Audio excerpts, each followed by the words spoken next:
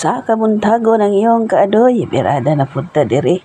Kaning recipe nato nga di pud basta-basta. Tiil sa baboy ato ang gitiradahan diri, pangunahan. Pasalamat kay ta mga kaadoy kong higala kay naapod tay kaadoy nga naghatag ani.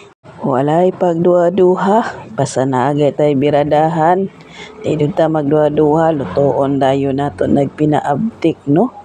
Ang iyong kaadoy ba always ra jud nga birada sama sa akong dagaingon.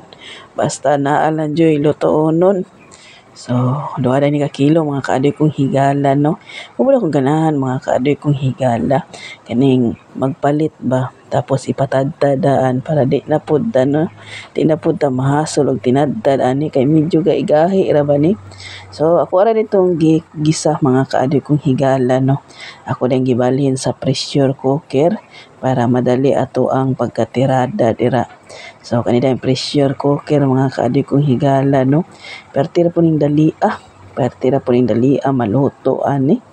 So buta na tong karlang kay mura man jud ni ang pinaka the best nga sagol no, palawot-lawot din tag sabaw di mga kaadoy kong higala. So pinabtik nagbukal-bukal dira no. Kani ato ang recipe karon sa kabuntagon. So di na basta-basta ang ato mga recipe during nga magluto-luto ta.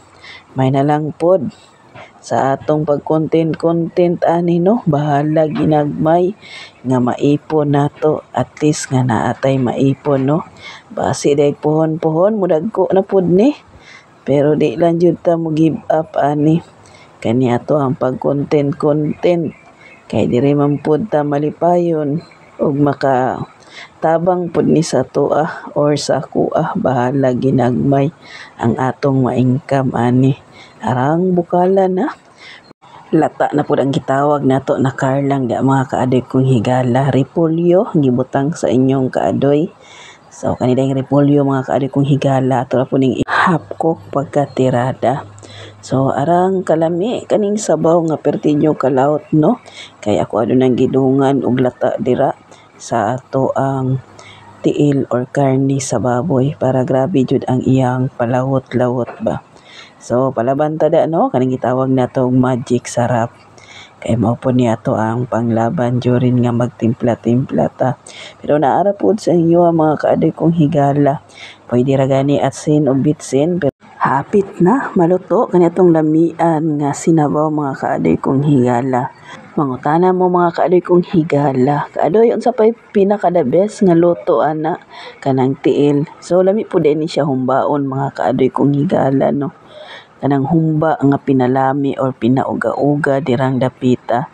So lami po din siya i-crispy pata kaning tiil pod. So tanan mga kaadoy kung higala lami jud ni siya, labi na karon nga during nga mga nami kan luto-luto na dira.